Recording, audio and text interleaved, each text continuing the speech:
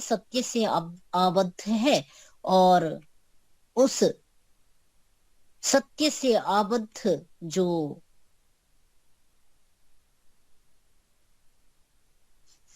अनृत है वो उससे ढका हुआ है। तो त्य जो व्यंजन अर्थ है, उस आधे व्यंजन को कहा कि जो अनृत था, विनाशी था, वो दोनों ओर से सत्य स और य स स्वर जो वर्ण हैं उनसे बंधा हुआ है। तो हमने उसका चिंतन करते हुए अर्थ किया था कि ये जो है ईश्वर और जीव के मध्य में प्रकृति का जो स्थान देखा जाता है, यही सत्य के द्वारा कहा जा रहा है। यह जो आदित्य है, इस मंडल में, यहाँ मंडल शब्द ब्रह्मांड के लिए प्रयोग हो रहा है। यद्यपि व्याख्याकार ने यहाँ पर सूर्य मंडल इस प्रकार का अर्थ किया है, हम इसमें इसको विशद रूप में देखते हुए इसका अर्थ मंडल में अर्थात ब्रह्मांड में करेंगे। तो ब्रह्मांड में वह आदित्य जो है, वह उसका दर्शन करा रहा है। अपनी स्थापना किए हुए जो आदित्य है, वह वही आदित्य दक्षिणे अक्षन पुरुषः, वो दाईं आंख में बैठा हुआ है। उसकी रश्मियों से यहां से जब तक यहां रहता है तो रश्मियों से शक्ति प्राप्त करता है। व्यक्ति की आंखें तभी देखने को समर्थ होती हैं जब सूर्य का प्रकाश हो या अग्नि का प्रकाश हो, दीपक का प्रकाश हो, विद्युत का प्रकाश हो। तो बिना प्रकाश के पदार्थों की प्रकटन नहीं होता, प्रकटीकरण नहीं होता। अतः जो समस्त ब्रह्मांड की वस्तुएं हैं, उनमें ज्योतिपुंज चक्षु, ज्योतिपुंज आदित्य की महनीय भूमिका है। इसी संदर्भ में हम देख रहे थे, यह एष एतस्मिन् मंडले पुरुषः, जो इस मंडल में पुरुष है।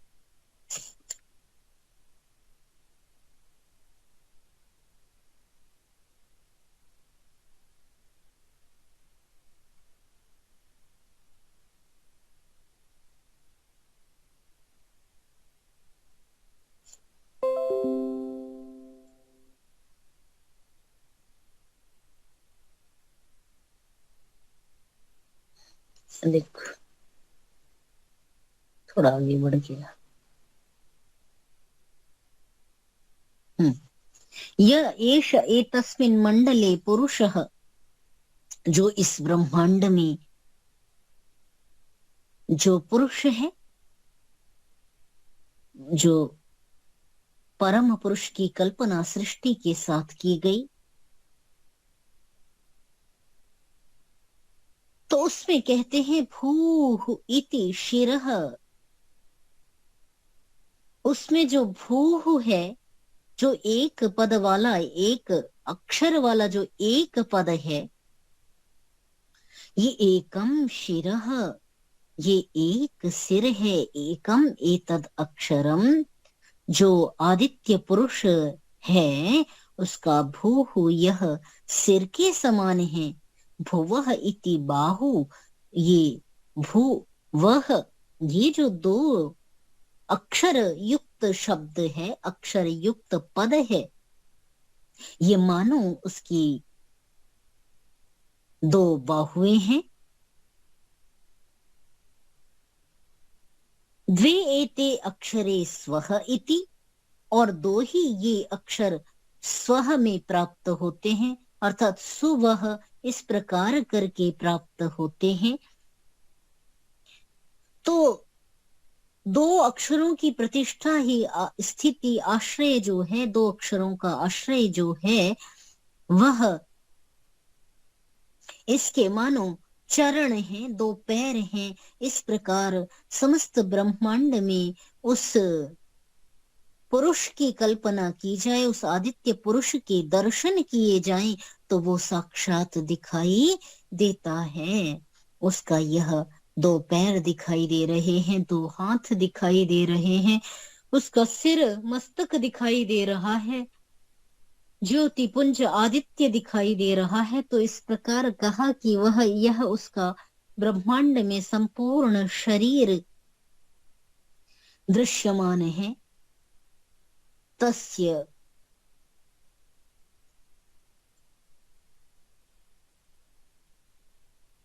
एते अक्षरे तस्य उपनिषद, ये जो अक्षर हैं भूः भुवः स्वः, ये उसकी उपनिषद हैं। ब्रह्म पुरुष साक्षात दर्शन नहीं होता। आदित्य पुरुष क्या कह रहे हैं कि वह जो आदित्य पुरुष है वो साक्षात दर्शन नहीं होता, वो इन अक्षरों में उपनिषद हो गया है, इन अक्षरों में रहस्य बन गया है, इन अक्षरों में छिप गया है। जैसे पीछे साम वेद, जब पीछे हम छांदोग्य का अध्ययन कर रहे थे, तो छांदोग्य में जब ये प्रकरण आया तो कहा चारों वेद जो हैं वो त्रयी विद्या के रूप में भूः भुवः स्वः में छिप गए। छांदोग्य उपनिषद का द्वितीय प्रपाठक 374 पृष्ठ संख्या में ये प्रकरण हम पहले देख आए हैं। ठीक है।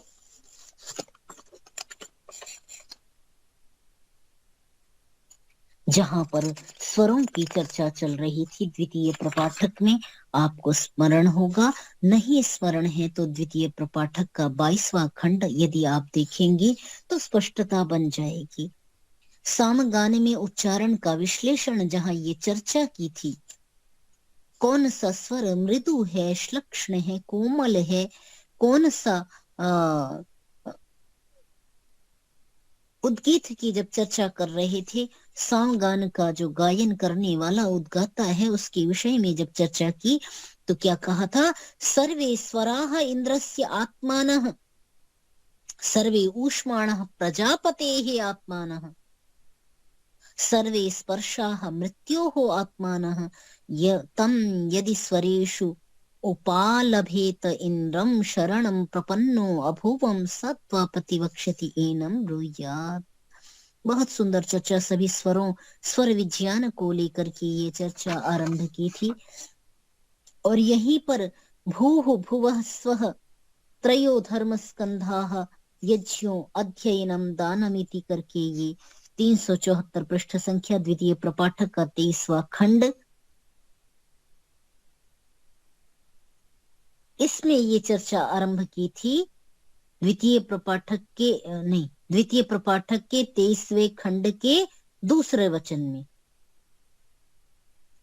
प्रजापति ही लोकानाम अभ्यतपत, प्रजापति ने लोकों को तपाया, तेभ्यः अभितप्तेभ्यः त्रयी विद्या संप्रास्रवत, उन तपे हुए लोकों से, उन तीनों तपे हुए लोकों से त्रयी विद्या छू पड़ी, संप्रास्रवत गिर पड़ी, ताम अभ्यतपत, उन तीनों विद्याओं को, त्रयी विद्या को जब तपाया, बिना तपाने से वो रहस्य जो है वो प्रकट नहीं होगा। कैसे तपाया, तो साधना में बैठ के तपाया। और इस तप को ही व्यक्ति समझ लेता है कि वो शारीरिक तप है तो वो हठ योग के द्वारा शरीर को कष्ट देने लग जाता है। शरीर को कष्ट दे करके तप तप को साधा नहीं जा सकता, इसीलिए त्रयी विद्या को साधा नहीं जा सकता, है ना। वो भूः भुवः स्वः को साधा नहीं जा सकता, इसीलिए कहा कि इस प्रकार की साधना करे। अंतःकरण, इसीलिए धर्म की स्कंध बताते हुए आगे बढ़े। यज्ञ, अध्ययन, दान, ठीक है। तब कहा कि जब तपी हुई वो त्रयी विद्या जब तपाई तो उसमें से इन अक्षरों का, ये अक्षर जो पड़े, भूः भुवः स्वः, अस्ति भाति प्रीति इत्यादि का व्याख्यान यहाँ पर इन्होंने किया है, परंतु भूः भुवः स्वः,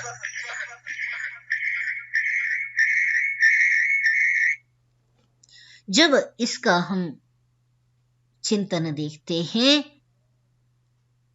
ब्रह्मांड पुरुष के रूप में, जो आदित्य पुरुष है उसके रूप में, तो वो दर्शन साक्षात आंखों से नहीं होता।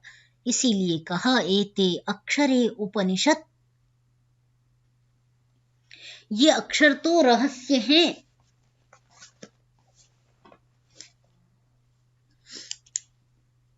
ठीक है।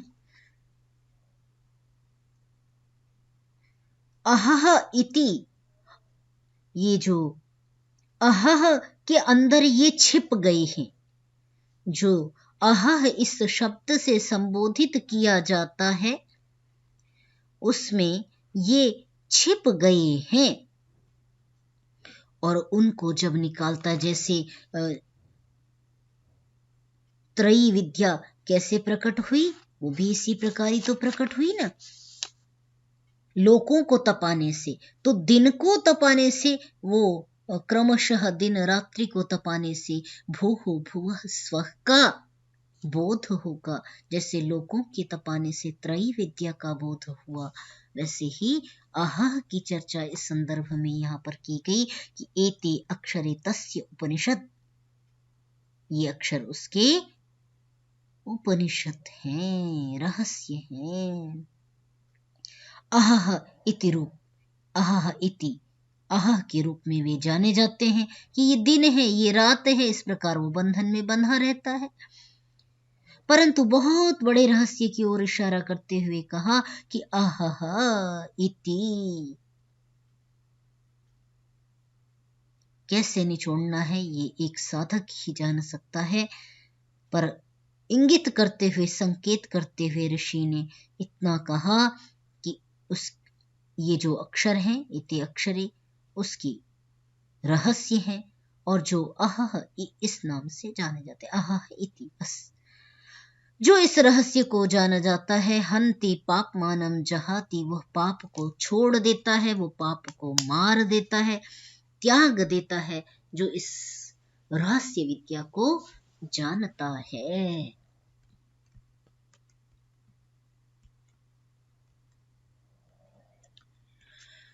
योयम दक्षिणे अक्षन पुरुषः तस्य भूरिति शिरः, जो दाईं आंख में बैठा हुआ पुरुष है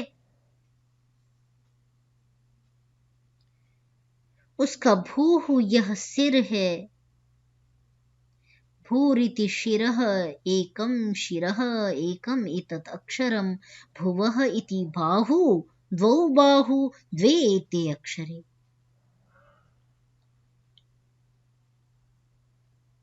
सिर एक है इसलिए भू एक अक्षर है, बाहु दो है तो भुवः ये दो अक्षर है। स्वः इति प्रतिष्ठा, स्व में आश्रय होता है, आधार होता है।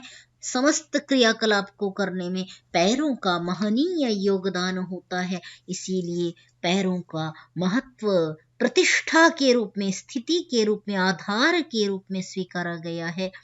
तो ना स्वः, इसीलिए यदि वेद में यदि ब्राह्मणोस्य मुखमासीत् बाहूराजन्यः कृतः ऊरु तदस्य यद्वैश्यः पदभ्याम शूद्रो अजायत, ऐसा पद कहा तो कितना महत्वपूर्ण स्थान शूद्र को भी वेद में दिया गया, ये हम नहीं विचारते। पैर कट जाए तो व्यक्ति तो आधारहीन हो जाएगा, और आधारहीन व्यक्ति अपने समस्त कार्यों को नहीं कर सकता, वह अभ्युदय और श्रेयस में पूर्णता प्राप्त नहीं कर सकता। यद्यपि निरंतर प्रयत्नशील हो सकता है, कार्य कर सकता है, परंतु उसे किसी न किसी आश्रय की अपेक्षा करनी पड़ती है। तो इस समाज के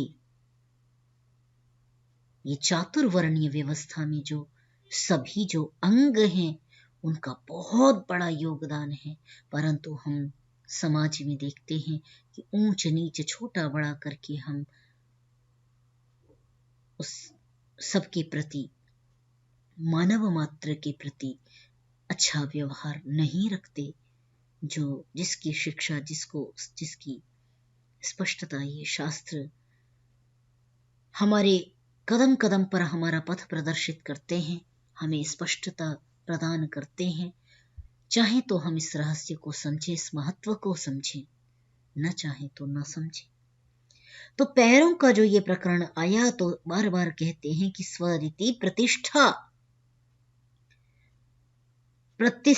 प्रतिष्ठित होने के लिए जो आवश्यक हैं वे द्वे प्रतिष्ठे, दो में वो प्रतिष्ठा है, क्योंकि ये दो अक्षर हैं और पैर भी दो हैं। एक में, एक के सहारे व्यक्ति या प्राणी नहीं चल सकता, इसलिए दो पैरों की कल्पना द्विपदी चतुष्पदी, दो पाइयों वाले और चार पाइयों वालों की कल्पना वहां की गई है। तो ये भी एति अक्षरे तस्य उपनिषद अहम इति, वहां पर अहह शब्द में ये संपूर्ण रहस्य समाया हुआ है। और व्यक्ति जो पिंड है, क्योंकि अब पिंड में उस पुरुष की चर्चा कर रहे हैं, तो कहा पिंड में जहां पर वह भूः भुवः स्वः में व्याप्त है, उसका जो अहम है, तत् और अहम ईश्वर और जीव जो दो सत्ताएं थी, अहम को तत् के साथ एकाकार करना, उस अहम सत्ता का तदाकार तन्मय हो जाना, एकाकार हो जाना, यह अहम के आश्रित होता है। अतः कहा उसका रहस्य अहम में छिपा हुआ है। जो इस रहस्य को जानता है वो भूः भुवः स्वः को जान जाता है। जो इस रहस्य को जान लेता है वो पाप को छोड़ देता है, पाप को मार देता है। आगे देखें, मनोमयोयम पुरुषः, आगे कहा कि यह पुरुष जो है मनोमय है।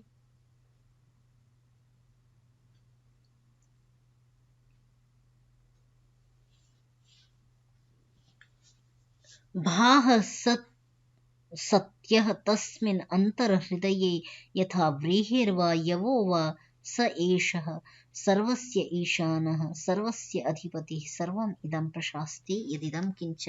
ये पुरुष मनोमय है ना, उसकी किरणें जो हैं, भाह जो है वो सत्य है, और वो अंतः हृदय में समाया हुआ है। जो उसका सत्य स्वरूप है, जो किरणें हैं वो सत्य स्वरूप हैं, मनोमय पुरुष की वह इसमें समाई हुई है। तो क्या हुआ,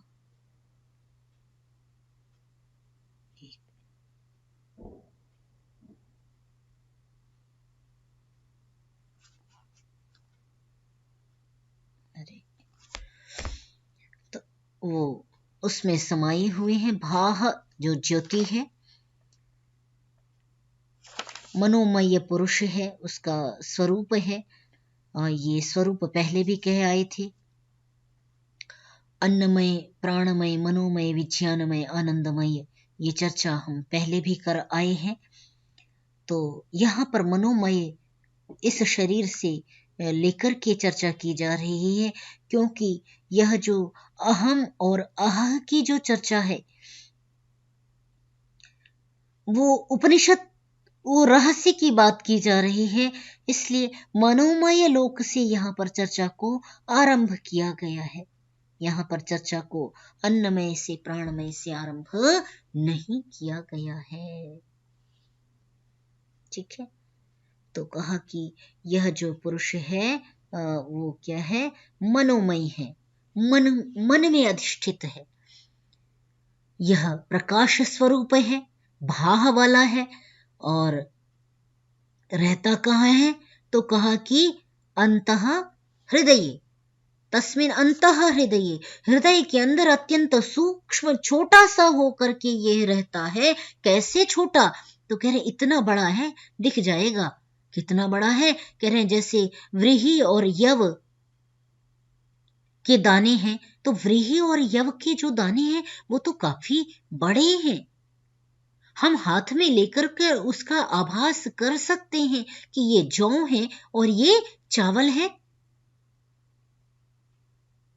माना हाथ के मांस के में उस चावल का मांस नहीं पता चलता, परंतु उस चावल के दाने में भी तो बहुत मांस है, वॉल्यूम है, वजन है ना।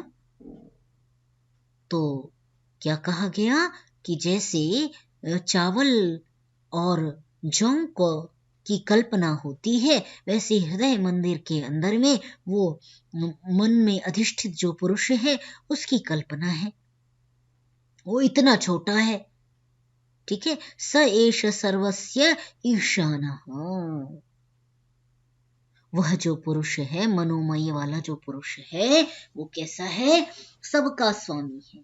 इस संपूर्ण शरीर का, सभी इंद्रियों का, सभी देवताओं का जो इस शरीर में रहने वाले देवता हैं, उन सब का वह अधिष्ठाता है। सर्वस्य अधिपति सर्वम इदम प्रशास्ति, वह इन सब पर शासन करता है। यदिदम किंच, जो कुछ भी इस पिंड में दृश्यमान है। ठीक है,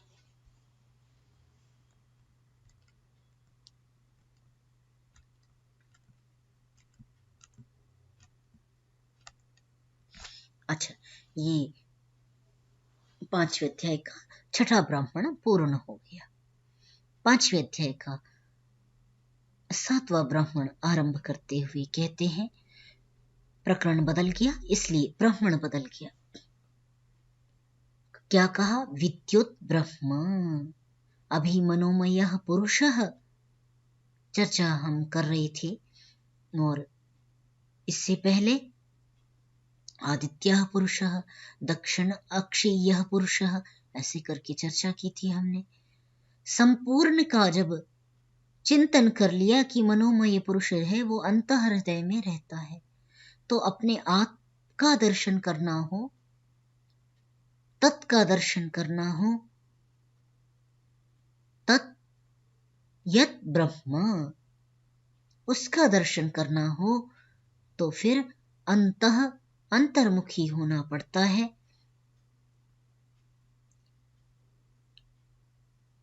अब विद्युत ब्रह्म कहा, विद्युत भी जो बिजुली है, विदारण करने वाली है, वो भी ब्रह्म है। इत्याहुः, ऐसा कहा जाता है, क्यों, विदानात्, विदारण करने से, खंड छिन्न भिन्न करने से। इसीलिए विद्युत का भी एक नाम हम क्या देखते हैं, इंद्र। और इंद्र नाम आप जीवात्मा का भी देखते हैं, जो आधिपत्य धारण करता है, जो ईशत्व धारण करता है। जिसमें सामर्थ्य है तन्मय होने का, जिसमें सामर्थ्य है एकाकार होने का, है ना। तो जीवात्मा का भी तो नाम इंद्र है, तो विद्युत का भी एक नाम इंद्र है।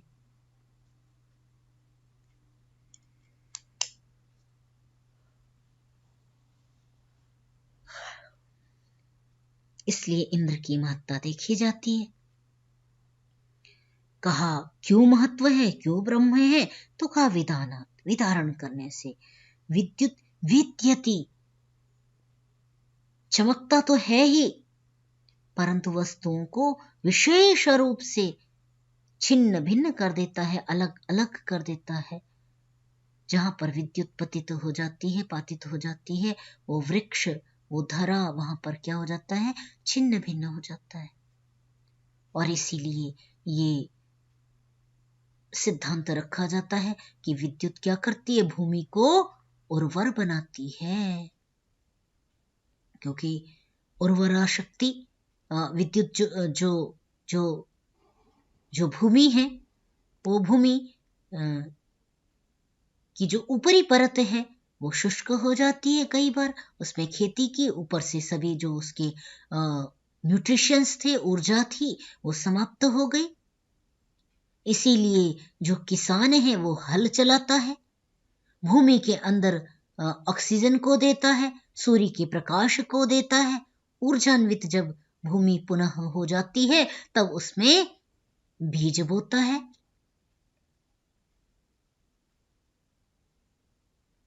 और इसीलिए यह सिद्धांत जाना जाता है कि बिजली के कड़कने से भूमि क्या होती है, ऊर्जा वाली होती है, ऊर्सर होती है, ऊर्जा वाली होती है ना।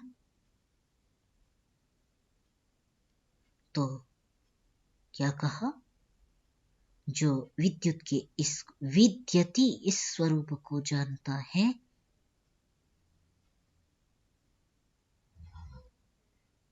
वह एनम पापमनः, वो इस प्रकार के पापों से मुक्त हो जाता है, जो विद्युत को ब्रह्म रूप में उपासना करता है।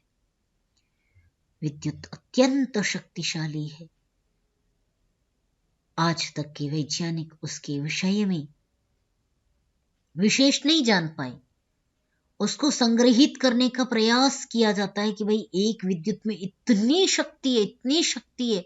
अभी तक कोई ऐसे यंत्र नहीं बने कि एक बार बिजली चमकी या आकाश में तो उसको संग्रहित कर लिया जाए और हजारों साल की जो ऊर्जा का काम है वो पूरा हो जाए, या उसका किसी यंत्र में उपयोग कर सके। जो मनुष्य द्वारा प्रयुक्त जो भी संसाधन है उसमें उस विद्युत का प्रयोग कर सके, इतना सामर्थ्य अभी तक के वैज्ञानिक नहीं जुटा पाए। क्योंकि विद्युत का ब्रह्म रूप में, स्वरूप में उसका दर्शन किसी ने अभी तक किया ही नहीं। ऐसे ब्रह्मांड का की अनेक रहस्य हैं, अनेक विद्याएं हैं जिनको मानव मस्तिष्क अभी तक छू भी नहीं पाया।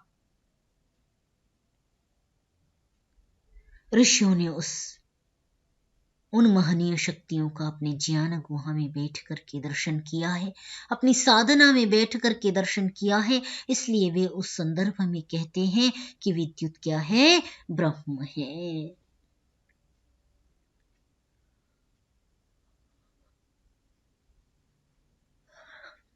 अनंत सामर्थ्य संपन्न है।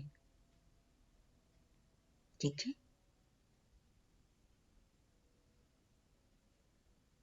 आगे देखिए, वाचा धीनो उपासिता, वाणी को गौ मान करके उपासना करे। जैसे गौ पूज्य है, पूजनीय है, वैसे वाणी भी पूजनीय है ना।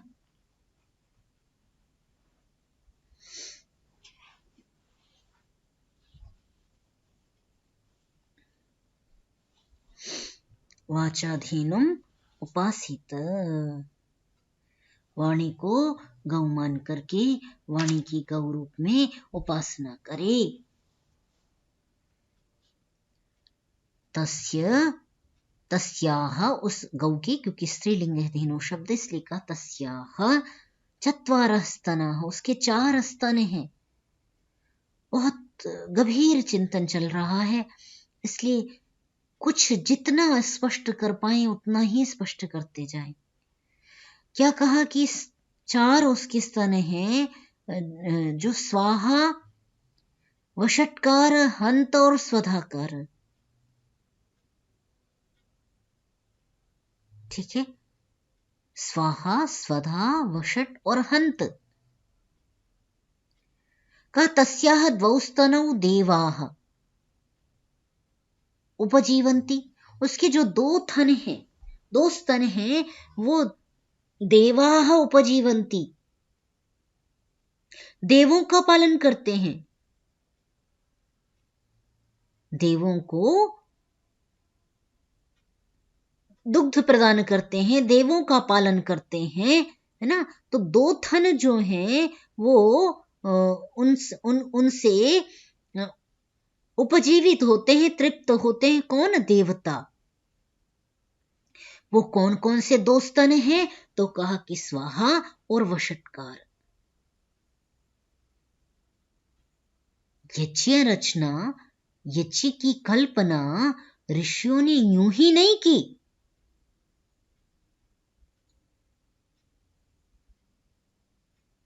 यज्ञ कल्पना के पीछे बहुत बड़ा साइंस, बहुत बड़ा विज्ञान छिपा हुआ है। तो कहा जो वो वाणी रूपी धेनु है उससे मंत्रोच्चारण करे, उसको गौ मान करके उसकी उपासना करे। उपासना करे तो अगरबत्ती ना दिखाए, मुंह को अगरबत्ती दिखाएगा तो मुंह जल जाएगा। आज जैसा हमने आज आरंभ कर दिया, हम हर वस्तु को अगरबत्ती दिखाने लग गए हैं। जहां श्रद्धा की बात आए, हमारे अबोध भाईजन क्या करते हैं? अभी गीता जयंती बीती और हमने कहा चलो गीता जयंती मनाते हैं। तो हमारे जो अबोध भाई बहन हमारे साथ जुड़े हुए थे, उन्होंने गीता को सजाया और गीता की माला लगाई, टीका लगाया, चंदन लगाया, गीता की उपासना आरंभ कर दी। ऐसे ही राम सुंदरकांड का पाठ करेंगे तो रामचरितमानस ला करके उसको अगरबत्ती दिखाएंगे, उसका टीका लगाएंगे, उसको भोग लगाएंगे, उसकी आरती उतारेंगे। अरे किस प्रकार वाणी रूपी गौ की उपासना कर रहे हो, तो फिर वाणी रूपी गौ की उपासना कर रहे हो तो मुख को भी टीका लगा लो, उसकी भी आरती उतार लो। लेकिन पढ़ेंगे नहीं। हाँ, पढ़ेंगे नहीं। उसके अंदर क्या है उसका ज्ञान नहीं प्राप्त करेंगे। सही बात। उसको नहीं पढ़ेंगे, पर टीका लगा के जय राम हरि।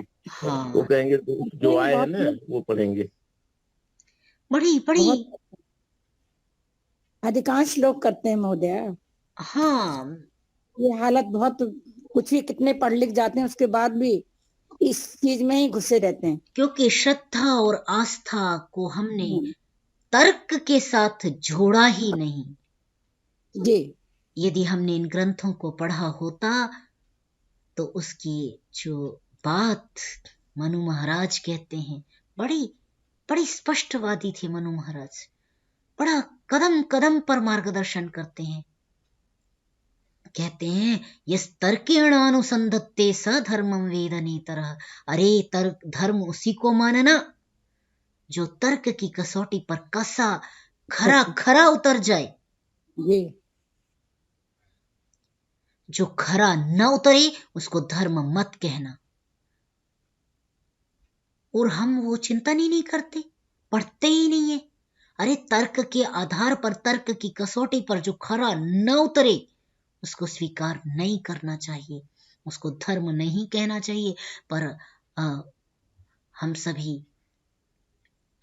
को धर्म के नाम पर भ्रम, भय इस प्रकार का उत्पन्न कर दिया जाता है कि धर्म से हम डरते हैं। ओहो, ऐसा नहीं करेंगे तो ऐसा पाप लग जाएगा, ऐसा नहीं करेंगे तो ऐसा हो जाएगा। ये इस प्रकार के भय ने ही समाज में बहुत सारे दोष उत्पन्न कर दिए हैं, बहुत सारे।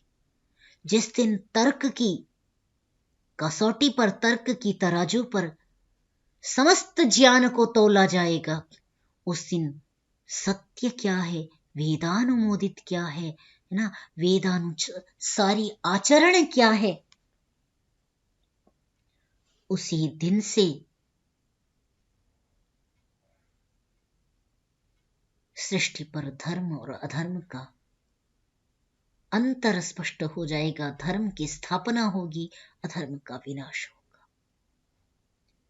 तो बड़ी बात की ओर यहां पर कह रहे हैं कि भाई वाणी की उपासना कर, कैसे गऊ मान करके उसमें दो स्तन जो हैं उसके, वो तो देवों का पालन पोषण करते हैं, स्वाहा और वषट। जब स्वाहा बोला तो क्या कहते, उच्च ही नाद करें। जो यज्ञ कराते हैं पुरोहित तो क्या कहते हैं, स्वाहा से गुंजा दीजिए वातावरण को। आपको मंत्र याद नहीं है, परंतु स्वाहा उच्च ही नाद कीजिए, जिससे कि आपकी आहुति समस्त देवों तक पहुंच जाए। आज हम समस्त कार्यों की इतिश्री बिना यज्ञ की कर लेते हैं। यज्ञ तो इस संस्कृति का अनिवार्य अंग था, आज यज्ञ कहीं है ही नहीं, है ना। ऋषि मुनियों के संदर्भ में जो चर्चाएं आती हैं, भाई देव असुर, असुरों ने क्या किया, ऋषियों के यज्ञ में विघ्न डाल दिया। कोई भी कथानक सुनाएंगे उसमें असुर और देव इस प्रकार की चर्चा करेंगे प्राचीन इतिहास को लेकर के। तो जो ऋषिगण थे वो यज्ञ करते थे, यज्ञ रचाते थे, बड़े बड़े यज्ञ रचाते थे। जैसा हमने बृहदारण्य के आरंभ में यज्ञों का, यज्ञ अश्वमेध यज्ञ का नाम देखा था, चिंतन देखा था, है ना। तो स्वाहा करना और वषट जब याग होता है, जैसे सामान्य जो यज्ञ होते हैं उनमें स्वाहा की आहुति प्रदान की जाती है, जो याग होते हैं उनमें वषट से आहुति प्रदान की जाती है। तो ये बशट क्या होता महोदय जी, बशट, बशट तो क्या है? जब बशट याग होते ना तो वहां पर वषट बोला जाता है। जैसे अच्छा जी, पूरी अच्छा आहुति जी बोली, जी, अंत में हाँ बोला जी, वषट ऐसे बोला जाता है, अच्छा जी, अच्छा वषट। जी तो वषट को वौषट ऐसा करके व्याकरण में आता है, तो वषट जी, वौषट ऐसे शब्द आते हैं। तो आहुति जब अंत में देनी है वहां पर यागों में, तो वहां पर वषट शब्द का प्रयोग किया जाता है। जैसे हम कहते हैं सारे मंत्र हाँ बोले, बहुत याम बढ़िया। मेधाम देवगणः पितरश्चोपासते तयामा मध्य मेधयाग्नि मेधाविनं कुरु स्वाहा। स्वाहा शब्द का प्रत्येक मंत्र के अंत में उच्चारण किया जी जाता है। वो जी जी वो राजा भोज का वो श्लोक आता है ना, स्वाहा नहीं, उसका नहीं, उसका नहीं। ये शायद चाणक्य नीति का है, चाणक्य नीति जी। स्वाहा स्वधाकार विवर्जितेषु गृहाणितानि, कुछ ऐसा करके हाँ स्वाहा स्वधाकार विवर्जितानि गृहाणितानि श्मशान तुल्यानि, ऐसा करके वो शब्द कुछ आता है कि जो स्वाहा और स्वधाकार से रहित घर हैं, जी जिन घरों में स्वाहाकार नहीं होता, स्वाहा नहीं होता जी, का घोष नहीं होता, जिन घरों में, वो घर श्मशान के समान है। इंसान के समान थे। ये चाणक्य नीति का श्लोक है, पूरा मैं अभी स्मरण नहीं कर पा रही हूँ, शायद आपको स्मरण होगा तो आप बोल पाएंगे। ये दूसरी हाँ, नहीं पंक्ति है। मुझे भी याद नहीं है, बस स्वाहा सुधा से ध्यान आ गया कि हाँ ये है। मेरा तो आपका तो अध्ययन ज्यादा है ये तो दूसरी याद पंक्ति है जो मैं बोल रही हूँ, इसकी पहली जी पंक्ति जी भी है। स्मरण आ जाएगी, वो शांत बैठूंगी तो स्मरण आ जाएगी। जी क्योंकि वो रील घूम जरूर जाती है, किसी भी चीज को स्मरण करें तो आ जाती है बात। तो वो शांत बैठने पे आएगा, मैं फिर आपको बता दूंगी। जी, इसको फिर लिख लूंगी मैं, थोड़ा सा हाँ, कहीं तो पता उसकी नहीं। दूसरी पंक्ति यही है, स्वाहा स्वधाकार विवर्जितानि श्मशान तुल्यानि गृहाणि तानि, ये बोलते हैं। हाँ, उदाहरण देते हैं, उसमें भी देते हैं, इस मंत्र को पढ़ते हैं वक्ता लोग, जो विद्वान बोलते हैं उपदेश अपने आप। करते हैं वो लोग बोलते हैं हाँ इसमें, हाँ प्रसंगवश। हाँ जी, जी जी। ठीक है। तो यहाँ पर स्वाहा और स्वधा, स्वधा की भी यहाँ पर चर्चा की गई है। आगे देखिए स्वधा आ रहा है, तो वषट सुधाकारम, मनुष्य सुधाकारम। मनुष्याः स्वधाकारम, नहीं जी, नहीं, हंतकारम मनुष्याः, मनुष्य क्या है, हंतकार होंगे, पितर जो है वो स्वधाकार होंगे, वो दान करेंगे। हंतकारम मनुष्य। पितर अच्छा, के जो सुधाकारम होते हैं ना वो पितरस्व। दान जी करते हैं, तो इसलिए जी जी। स्वधाकर पितर के लिए जुड़ता है। पितर पितृभ्य को- स्वधा व्याकरण में उदाहरण आता है, हाँ जी। नमः अग्नये स्वाहा, पितृभ्य स्वधा, जी अग्नये वषट, ऐसा करके व्याकरण में उदाहरण प्राप्त होते हैं। जी जी चतुर्थी के युग में नमः स्वस्ति स्वाहा स्वधा अलम वषट ऐसे शब्दों का प्रयोग करते हैं कि इनके युग में चतुर्थी विभक्ति होती है। जी। तो हंतकारम मनुष्याः, मनुष्य जो हैं वे हंत, हंत शब्द का हंत शब्द का प्रयोग करते हैं। हंत का क्या यहाँ पर कॉन्सेप्ट है, एक बार देख लेते हैं थोड़ा सा। मनुष्य हंत पर रहते हैं, हंत जैसे मैं इसको कल चिंतन कर रही थी, तो नमः जब मैंने सूत्र का यहाँ पर लगाया तो वहां पर अलम शब्द आता है, वहां हंत शब्द नहीं प्रयोग करते। हंत आता है अन्यत्र आता है, परंतु इस जहां पर ये जो सूत्र है महर्षि पाणिनि का, नमः स्वस्ति स्वाहा स्वधा अलम वषट, तो स्वाहा स्वधा अलम वषट, तो ये चार जो संगतिकरण की जा रहे हैं, तो अलम के अर्थ में ही संभवतः यहाँ पर हंत शब्द का प्रयोग किया गया है, ऐसा मैं उसको सादृश्यता से देख पा रही थी, क्योंकि पाणिनि ने भी उसका प्रयोग किया, तो स्वाहा स्वधा इन्हीं शब्दों का प्रयोग किया, वषट का भी प्रयोग किया, है ना। अच्छा, समय हो गया महोदय जी, यहाँ पर जी। हंत शब्द का अर्थ प्रसन्नता से लिया गया, हर्ष सूचक अव्यय। अच्छा, क्या बात है, बहुत अच्छी बात है। हाँ, यहाँ इन्होंने स्पष्टता नहीं की इस शब्द में, तो हंत हाँ हाँ, दिया है। हंत शब्द के अर्थ प्रसन्नता आदि के हैं, हंत शब्द का ये देखना हमारे पड़ेगा, एक बार मैं व्याख्या देख में दिया है। लेती हूँ कि यह हंत शब्द प्रसन्नता अर्थ में प्रयोग किया जाता है क्या। हाँ, कर सकते हैं, बहुत अच्छी बात है कि वो माने सामान्य सुख या आवश्यकताओं तक ही सीमित रहते हैं, उतना ही सोचते हैं, उतना ही उनका। तो मैं जो संगति यहाँ पर जोड़ रही थी अलम से, अलम शब्द पर्याप्त का वाचक है ना, कि अलम अलम ये इतना पर्याप्त है, बस इस बस बस रहने दीजिए। हाँ, हाँ पर्याप्त माने पर्याप्त पर्याप्त। है, तो पर्याप्ति जी जी। सूचक अर्थ में अलम शब्द का प्रयोग किया जाता है। तो संभवतः अच्छा, ये हंत शब्द ये जो यहाँ पर मैं देख पा रही हूँ शब्द कल्पद्रुम में अनुकंपार्थ में भी प्रयोग किया गया है, जैसा यहाँ पर उदाहरण दे रहे हैं गीता का 10वें अध्याय का 19वां श्लोक का, हंतते कथयिष्यामि दिव्या हि आत्मविभूतयः प्राधान्यतः कुरुश्रेष्ठ नास्त्यन्तः विस्तरस्य मे।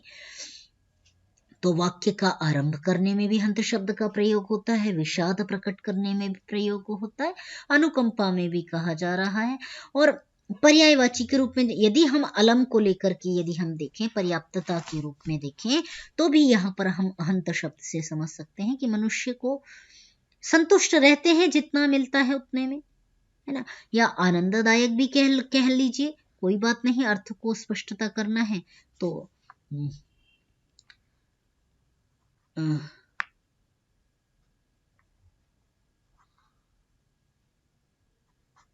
ने प्रयोग किया, ठीक है। तो ऐसा भी कर सकते हैं।